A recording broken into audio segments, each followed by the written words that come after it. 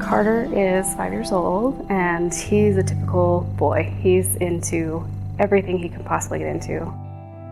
We were driving back from visiting our family in Utah, and he said his arm hurt.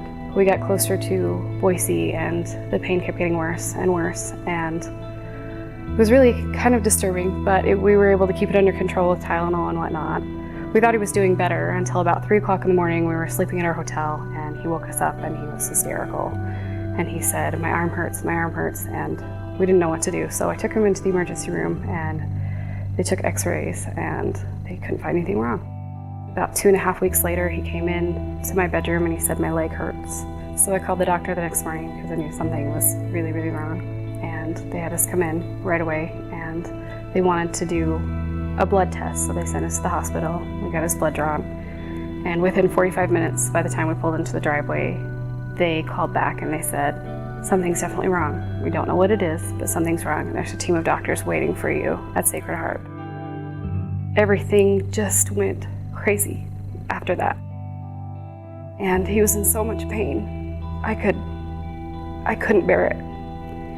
And they put a big morphine drip in his IV and sent us upstairs to the oncology unit. And then they did a bone marrow aspirate 2 days later, and we found out for sure that it was leukemia.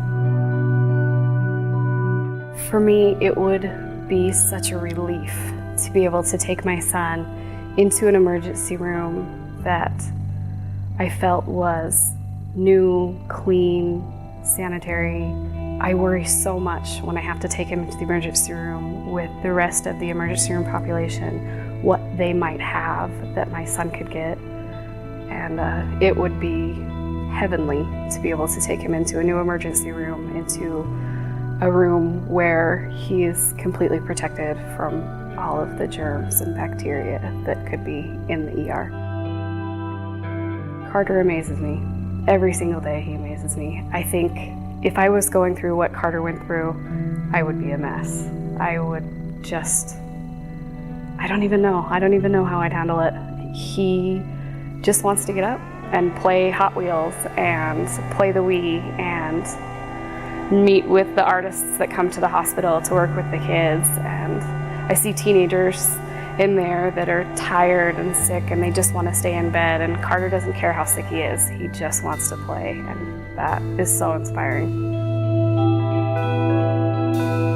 In partnering with Providence Sacred Heart Medical Center and Children's Hospital to establish a new state-of-the-art emergency center for children and adults, we will provide a completely separate waiting and treatment area for these children and their families. With your support, we can take away some of the fear and anxiety associated with emergency room visits and help get these families on their road to recovery.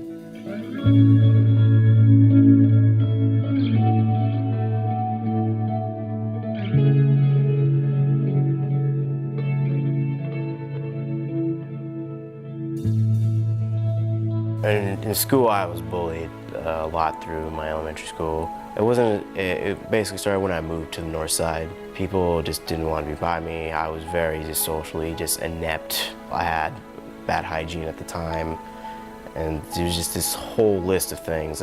I had salad dressing dumped on my head. I've just been ignored at the edge of the playground.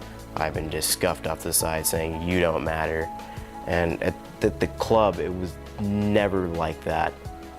You know, maybe I had a bad day, but there's 2-3 people there that will come up and say, "What's wrong?" Right? And there's staff there that will take the time out of the day and say, "What is your story, kid? What's your story, Alex?" That's what that was to me. In middle school, my parents divorced, and so that was a really rough time, and I became kind of a bad kid for a while. But with all the lessons I learned at the club about character and just responsibility, it kind of helped me through it. If it wasn't for the Boys and Girls Club, I'd probably be a hoodlum, basically, a thug. My dad is a man of very few words. When he found out that I got Youth of the Year, he gave me a handshake. And me and my dad never really had the best relationship, even throughout everything. So that was a very symbolic moment for me. I think you should support the Boys and Girls Club because it's an institution that will build good citizens for tomorrow. You have all these kids out there that don't have places like the Boys and Girls Club where they're out on their own, they get into trouble, and they keep on getting in trouble and they don't learn from their lessons and they just go down this bad path. Boys and Girls Club is a place where you can do that, but there will be people to help pick you back up, set you on your way. The Youth of the Year Scholarship Program is one of the most prestigious at the Boys and Girls Clubs of Spokane County. With your help and support, the scholarship fund be enhanced and replenished to allow increased financial support to the winner, as well as the ability to someday award scholarship money to the Youth of the Year runners-up.